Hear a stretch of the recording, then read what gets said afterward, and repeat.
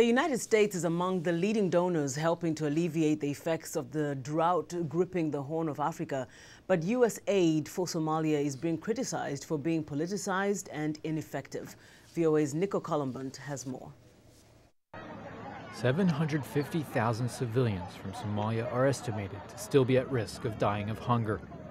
The United States has been part of a massive international effort to help, but in Somalia it has come under sharp criticism for not trying to do enough, especially in areas under the control of the al-Shabaab radical Islamic group.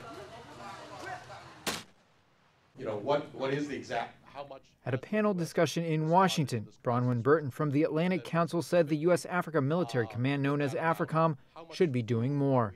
The purpose of AFRICOM was to bring a military capability to humanitarian crises. We have AC-130s that are capable of dropping food into Somalia.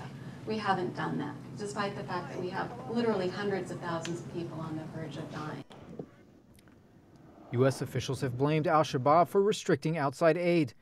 They also point out that the only areas in the Horn of Africa to be declared in a state of famine are in al-Shabaab-controlled areas. Nancy Lindborg is with the U.S. Agency for International Development. The possibility of massive death is very real. And the 750,000 are about 450 are in the southern parts of Somalia, mainly Shabaab-held, where we have little access. Another participant, John Norris from the Center for American Progress, said the main problem is not the amount of humanitarian aid, but helping perpetually unstable Somalia finally set up an effective government. How do we get off this hamster wheel of perpetual crisis?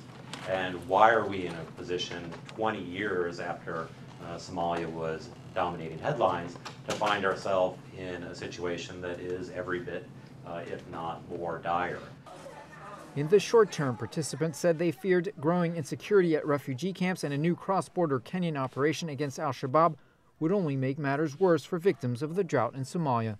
Nico, VOA News, Washington.